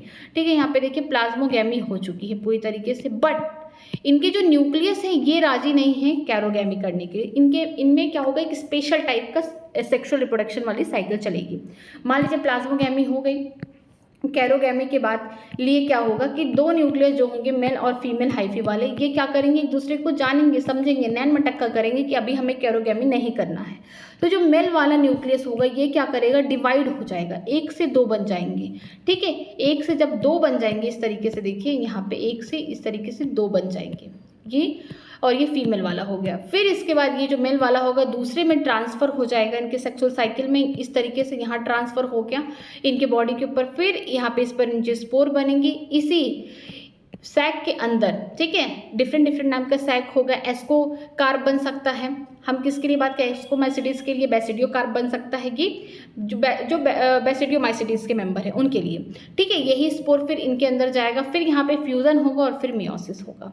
तो यहाँ पे आप नॉर्मली देखिए कि क्या होगा कि पहले प्लाज्मोगैमी इजीली हो जाएगा एस्कोमाइसिटीज में, बेसिडियोमाइसिटीज में, लेकिन यहाँ पे आपको देखने को मिलेगा कि जो फंगस है इनमें जो न्यूक्लियस अभी है पास तो हैं लेकिन अभी फ्यूज़न नहीं किए, ये तुरंत फ्यूज़न नहीं करेंगे, ये कहेंगे अभी हमें एक दूसरे को समझना है।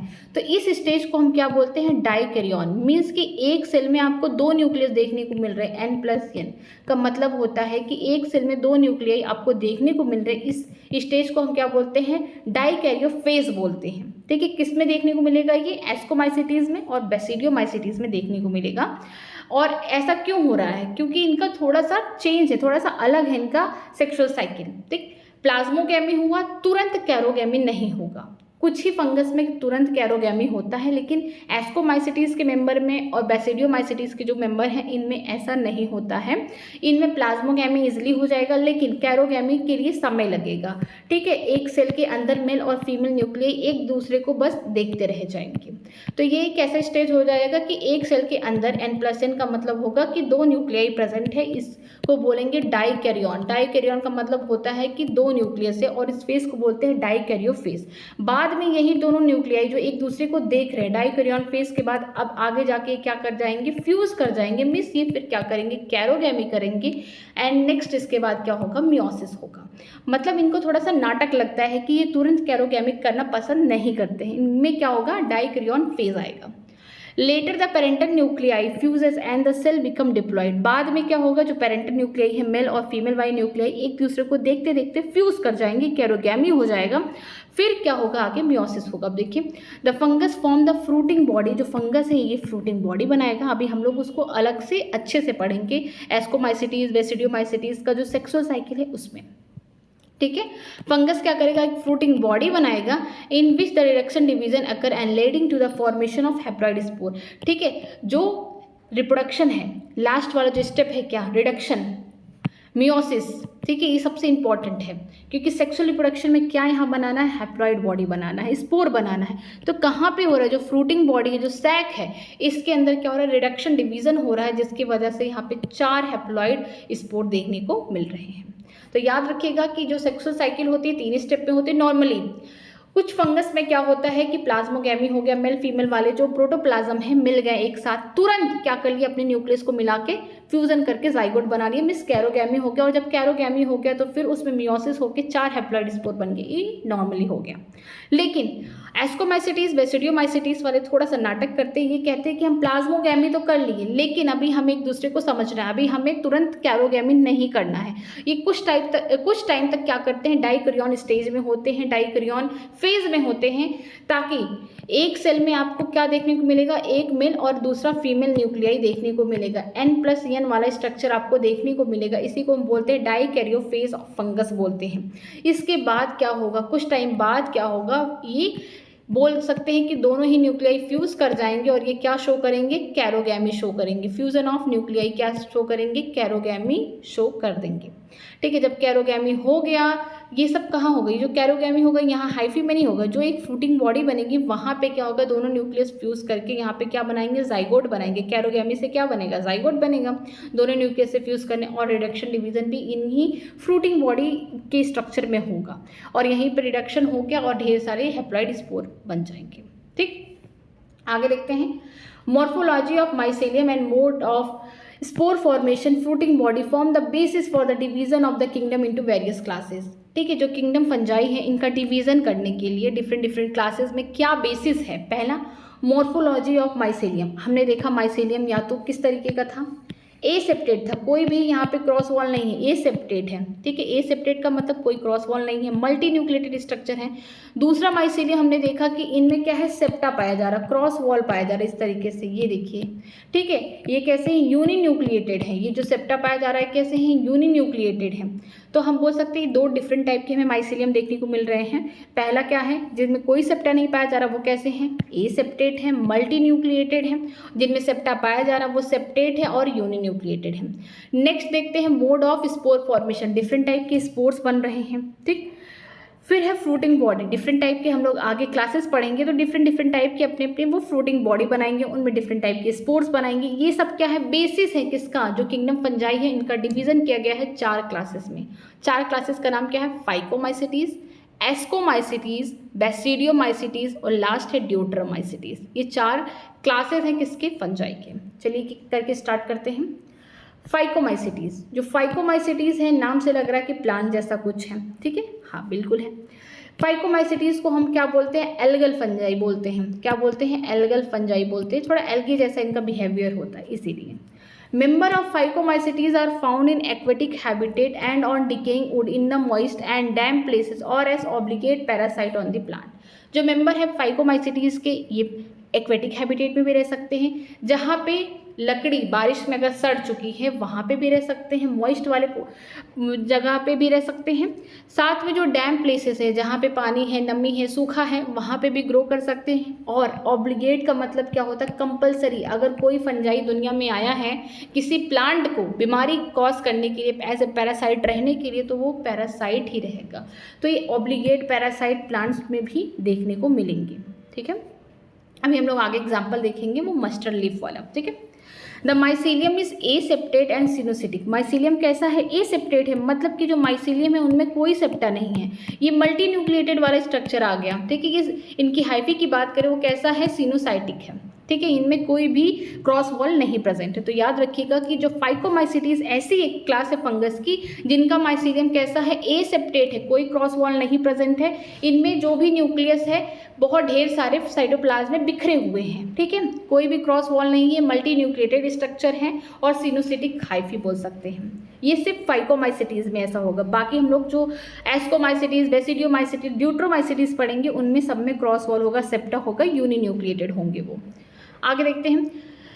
Asexual reproduction take place by zoospore motile और बाय एप्लानोस्पोर नॉन मोटाइल। पहले हमने देखा था कि एसेक्सुअल रिप्रोडक्शन किससे किससे होगा, कोनेडिया से होगा, स्पोरेंजियोस्पोर से होगा और जूस्पोर से होगा। लेकिन अगर हम फाइकोमाइसिटीज की बात करते हैं तो यहाँ पे एसेक्सुअल रिप्रोडक्शन 2 स्पोर से होंगे। पहला जूस्पोर से होगा जो कि मोटाइल है क्योंकि इनके पास क्या पाया जा रहा है, फ्लैजेला पाया जा रहा है, ठीक है, फ्लैजेला पाया जाएगा। दूसरा एप्लानोस्पोर को हम क्या बोलते हैं, स्पोरेंजियोस्पोर। जो स्पोरेंजियोस्पोर है यही क्या है, एप्लानोस्पोर है जो कि नॉन मोटाइल है। यहाँ जो आगे लिखा गया है कि यहाँ पे जो स्पोरेंजियोस्पोर है इसी को हम एप्लानोस्पोर भी बोल सकते हैं जो नॉन मोटाइल है। अगर जूस्पोर की बात करते हैं ये कैसे हैं, मोटाइल। इन दोनों की वजह से एसेक्सुअल रिप्रोडक्शन किसमें हो रहा है, फाइकोमाइसिटीज के मेंबर में हो रहा है।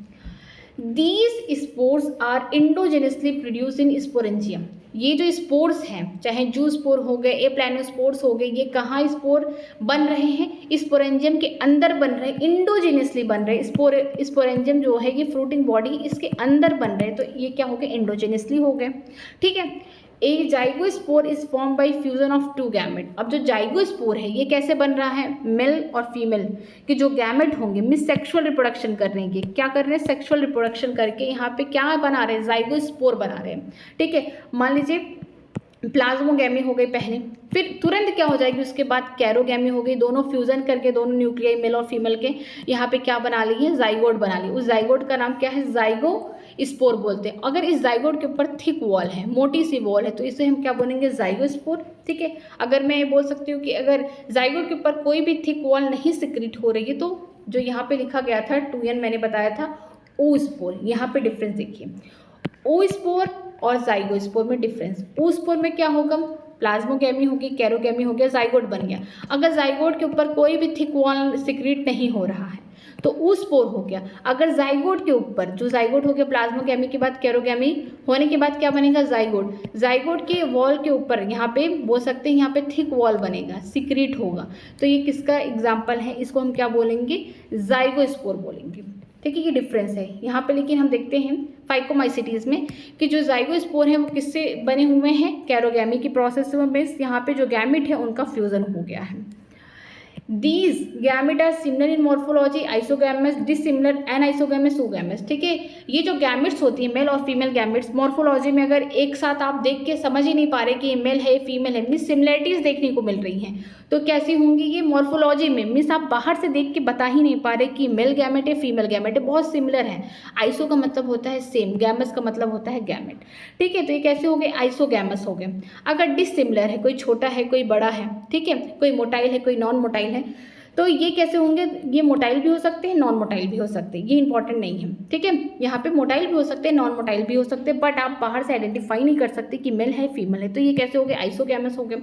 अगर एनाइसोगैमस की बात करते हैं तो इनमें क्या होता है, एक छोटा बड़ा होगा। मॉर्फोलॉजी देखने में क्या होंगे, आपको डिसिमिलर देखने को मिलेंगे, बट ये मोटाइल होंगे। लेकिन oogamous की सबसे खास बात ये होगी कि जो मेल वाला होगा, जो मेल वाला गैमिट होगा वो कैसा होगा, स्मॉल होगा। ठीक है, स्मॉल लिखिए, और क्या होगा, मोटाइल होगा। लेकिन अगर हम फीमेल वाले गैमेट की बात करते हैं, ये कैसे होंगे, लार्ज होंगे, नॉन मोटाइल होंगे। ठीक है, ये oogamous का एग्जाम्पल है। तो याद रखिएगा कि अगर मॉर्फोलॉजी देखकर अगर आप पहचान नहीं पा रहे हैं, सिमिलरिटी देखने को मिली मॉर्फोलॉजी में, तो कैसे होंगे, आइसोगैमस होंगे। गैमेट की बात की जा रही है सब। अगर डिसिमिलर है, बाहर से देखकर आप समझ नहीं पा रहे कोई छोटा बड़ा है, एनाइसोगैमस हो गया। oogamous में क्या होगा कि मेल वाला स्मॉल होगा, मोटाइल होंगे गैमेट, फीमेल वाले क्या होंगे, लार्ज होंगे, नॉन मोटाइल होंगे। ठीक, some common example are mucor, rhizopus, bread mould, albugo the parasitic fungus on the mustard. मैं पूरे चारों क्लासेस के लिए एक शॉर्ट ट्रिक लेके आई हूँ, Ram, can, pause, cat, 4 class है ना।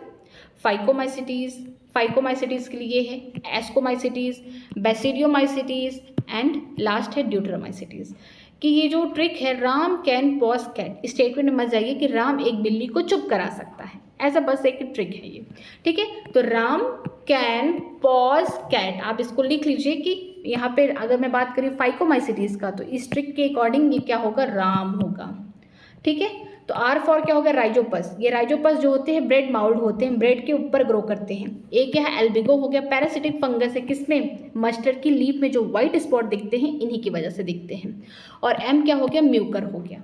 एक बार मैं फिर से ट्रिक आपको याद करा दे रही हूँ, Ram can pause cat, Ram एक बिल्ली को चुप करा रहा है। राम किसके लिए, फाइकोमाइसिटीज के लिए है, एग्जाम्पल के लिए ट्रिक। कैन किसके लिए, एस्कोमाइसिटीज के लिए। पॉज किसके लिए, बेसिडियोमाइसिटीज के लिए। और जो कैट है ये ड्यूट्रोमाइसिटीज के लिए है। तो इस जो बोल सकते हैं फाइकोमाइसिटीज के जो ट्रिक है वो क्या है, राम। आर फॉर राइजोपस हो गया जो कि ब्रेड माउल्ड हो गया। ए क्या है, एल्बिगो हो गया जो कि पैरासिटिक बोल सकते हैं फंगस है, कहाँ पे, मस्टर्ड की लीफ में व्हाइट स्पॉट दिखा रहे हैं। और एम फॉर म्यूकर है। यहाँ पे देखिए ये डायग्राम बना है किसका, ये म्यूकर का एग्जाम्पल है। तो ये डायग्राम के साथ में देखते हुए चलिए नेक्स्ट चलते हैं। नेक्स्ट है एस्कोमाइसिटीज। जो एस्कोमाइसिटीज हैं इनको हम कॉमनली कहते हैं सैक फंजाई। ठीक है, जो एस्कोमाइसिटीज है सैक लाइक स्ट्रक्चर होगा, इस तरीके से सैक लाइक स्ट्रक्चर होगा, हम इसे क्या बोलेंगे, sac fungi. The ascomycetes are mostly multicellular penicillium and rarely unicellular, example is saccharomyces.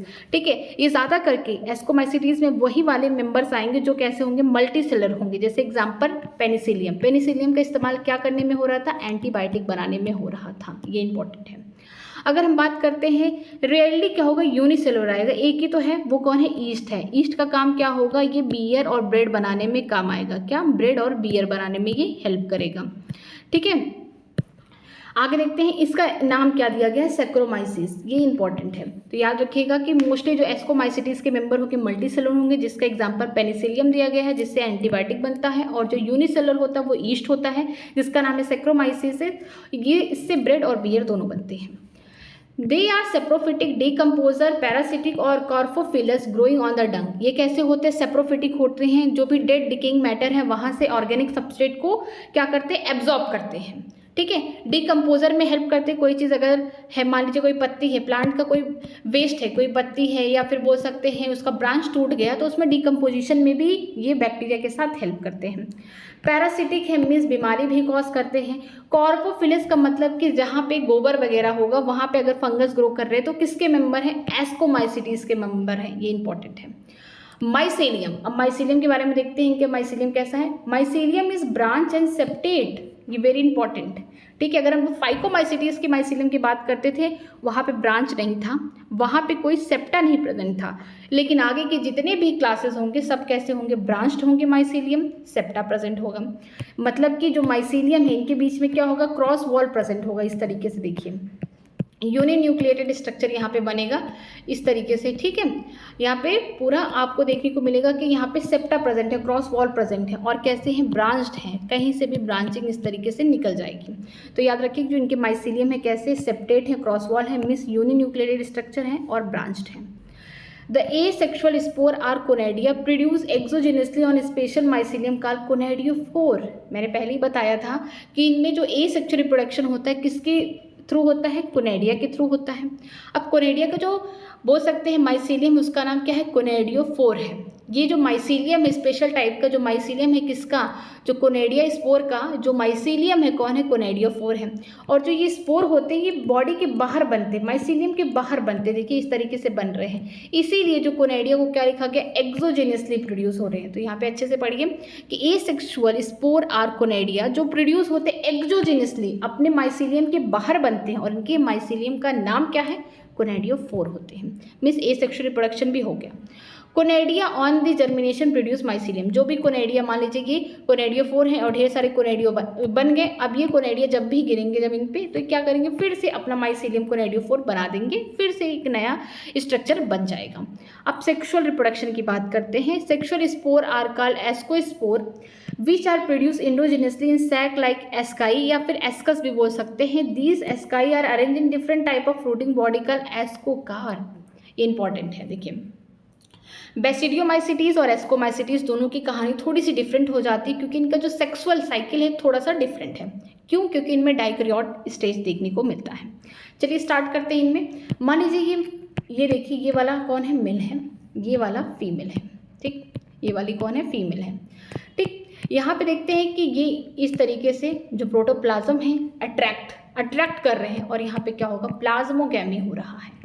Plasmogamy हो रहा है तो क्या होगा, इनके प्रोटोप्लाज्म मिल जाएंगे, इस तरीके से प्रोटोप्लाज्म मिल गए, लेकिन ये तुरंत कैरोगैमी नहीं करेंगे।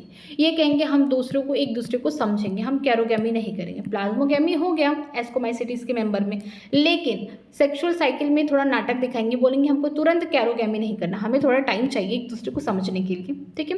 तो कैसे स्टेज हो गया, N+N हो गया। N+N का मतलब हो गया कि एक सेल के अंदर 2 न्यूक्लियाई प्रेजेंट है, इसीलिए इसको क्या बोलेंगे, डाइकैरियन बोलेंगे। मीन्स डाइकैरियन का मतलब होता है एक सेल के अंदर 2 न्यूक्लियस है, और इस फेज को बोलते हैं डाइकैरियोफेज, ओके।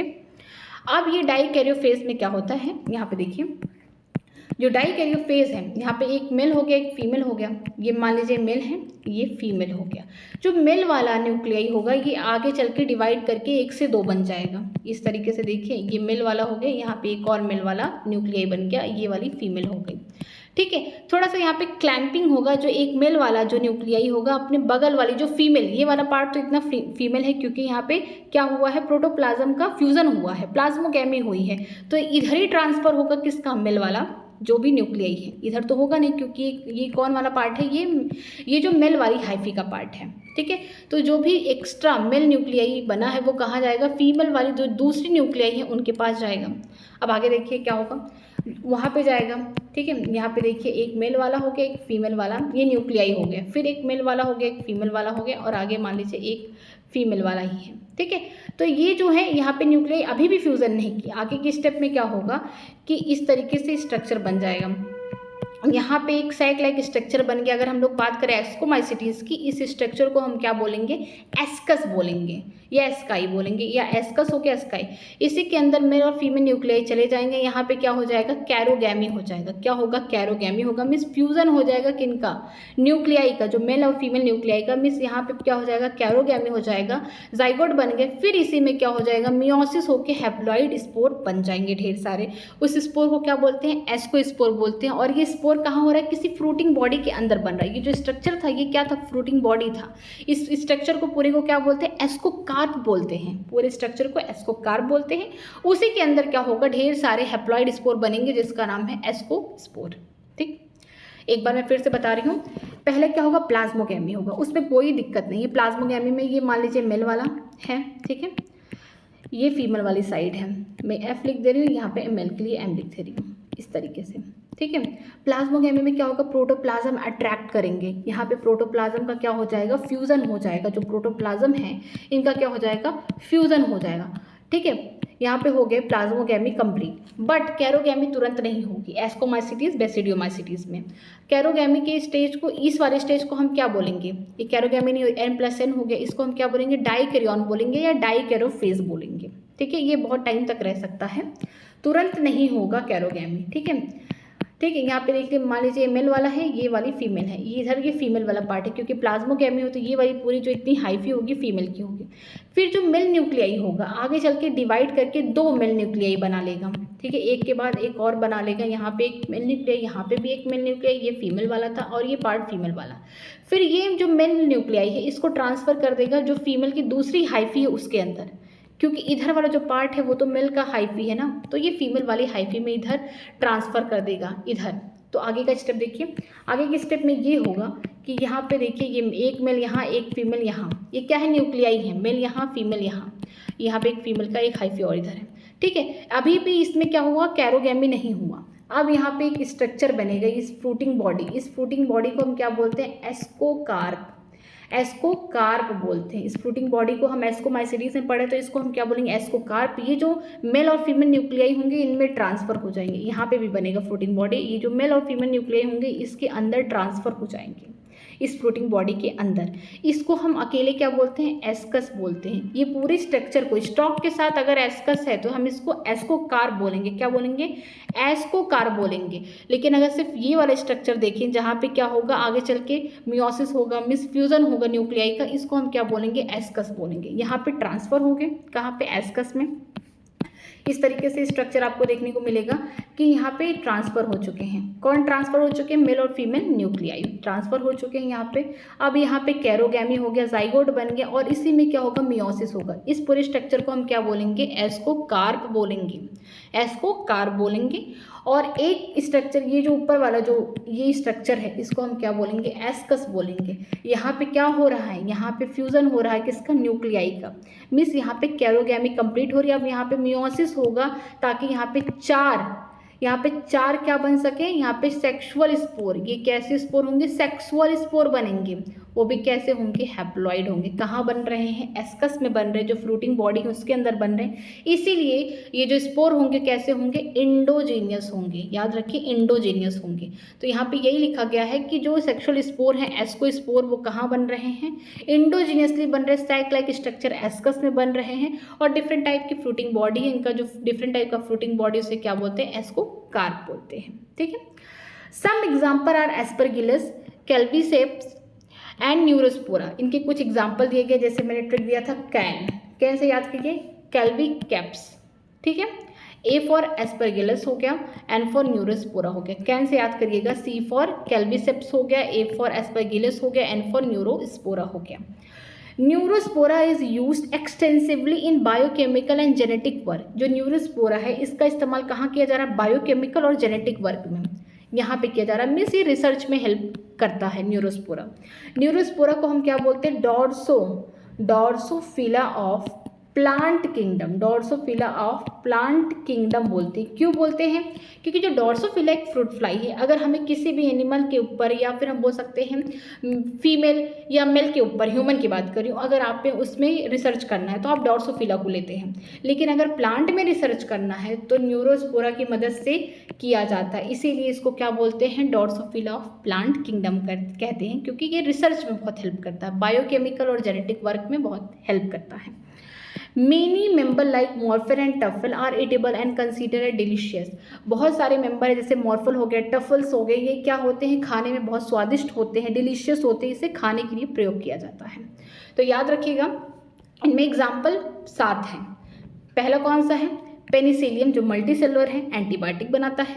यूनिसेलुलर ईस्ट है, जिससे क्या बनता है? ब्रेड, बियर बनता है। 2 एग्जाम्पल इधर हो गए। फिर ये ट्रिक से याद करिए, कैन से हमने याद किया, तो यहाँ पे देखिए कैन से कौन आया? C फॉर कैल्विसेप्स हो गए, A फॉर एस्परगिलस हो गए, N फॉर न्यूरोस्पोरा हो गया कैन से। ठीक है, 5 हो गए। अब 2 ऐसे मशरूम्स हैं, इसमें बोल सकते हैं कि जो खाने में हेल्प करेगा, ऐसे फंगस है जिनको आप खा सकते हैं, जैसे कि हो गया मॉर्फल एंड टफल, जो कि क्या है? एडिबल है, आप इसको इजीली खा सकते हैं, डिलीशियस हैं। तो 7 एग्जाम्पल हैं। ट्रिक याद रखिए, राम कैन पॉज कैट, इससे याद हो जाएगा। ठीक है, तो एग्जाम्पल्स बहुत ज़्यादा इंपॉर्टेंट हैं। और माइसेलियम का स्ट्रक्चर और जो स्पोर फॉर्मेशन है, एक्सोजेनियस है, एंडोजेनियस है, वो इंपॉर्टेंट है। तो यहाँ पे पेनिसिलियम एंटीबायोटिक बनाता है, ईस्ट जो है यूनिसेलुलर, जिससे ब्रेड और बोल सकते हैं बियर बनता है। इसके अलावा यहाँ पे एस्परगिलस हो गया। ठीक है, कैन से याद करिएगा, CAN, कैन से याद करिएगा, पहले कौन होगा? कैल्विसेप्स होगा, फिर एस्परगिलस होगा, न्यूरोस्पोरा होगा। न्यूरोस्पोरा को बायोकेमिकल और जेनेटिक वर्क में बहुत ज़्यादा इस्तेमाल होता है प्लांट किंगडम में। ठीक है, और कुछ डिलीशियस फंजाई जैसे मॉर्फिन एंड टफल है, जो इसको हम खाते हैं। यहाँ पे देखिए स्ट्रक्चर दिया गया है किसका? एस्परगिलस का। ये देखिए एस्परगिलस का स्ट्रक्चर है। यहाँ पे सेपरेटली क्या बन गया है? इसका फ्रूटिंग बॉडी बना दिया गया है। क्यों बनाया गया है? क्योंकि इसी फ्रूटिंग बॉडी के अंदर ही क्या होगा? कैरोगैमी होगा, मीन्स यहाँ पे जो मेल और फीमेल के न्यूक्लियाई होंगे, मिलेंगे, जाइगोट बनेगा। फिर इसके बाद क्या होगा? मियोसिस होगा। यहाँ पे क्या बनेंगे? हैप्लॉइड सेक्सुअल स्पोर बनेंगे। किसके अंदर बनेंगे? इस फ्रूटी बॉडी के अंदर। ये पूरा जो स्ट्रक्चर है, स्टॉक से लेके ये जो ऊपर वाला स्ट्रक्चर, इसे फ्रूटिंग बॉडी कहते हैं। और इसको सिर्फ देखेंगे तो इसको हम क्या बोलते हैं? एस्कस बोलते हैं। इसी एस्कस के अंदर ढेर सारे स्पोर बनेंगे, उन स्पोर को क्या बोलेंगे? एस्को स्पोर बोलेंगे। यहाँ पे नाम लिखा गया है, उस स्पोर को क्या बोलेंगे? एस्को स्पोर बोलेंगे। और फ्रूटिंग बॉडी को क्या बोलेंगे? जो स्ट्रक्चर था इस स्टॉक के साथ, ये वाला एस्कस वाला स्ट्रक्चर, इसको अकेले क्या बोलेंगे? एस्कस। ये दोनों मिला के, स्टॉक और एस्कस मिला के, स्टॉक और एस्कस मिला के क्या बोलेंगे? एस्कोकार्प बोलेंगे, फ्रूटिंग बॉडी। ठीक है, और इनमें जो स्पोर बनेंगे उसको क्या बोलेंगे? एस्को स्पोर बोलेंगे। ठीक, आगे हम लोग कल पढ़ेंगे बेसिडियोमाइसिटीज, ड्यूट्रोमाइसिटीज। ठीक है, और आगे के जो और भी टॉपिक हैं उसको हम लोग कल कंप्लीट करेंगे। अगर आपको किसी भी लाइन में कहीं पे भी डाउट है तो कमेंट सेक्शन में ज़रूर कमेंट करके बताइएगा। अगर वीडियो अच्छी लगे तो प्लीज़ वीडियो को लाइक करिए, हो सके सब्सक्राइब करिए। कोई भी प्रॉब्लम हो कमेंट सेक्शन में ज़रूर कमेंट करिएगा, और हो सके अपने फ्रेंड को भी शेयर करिए।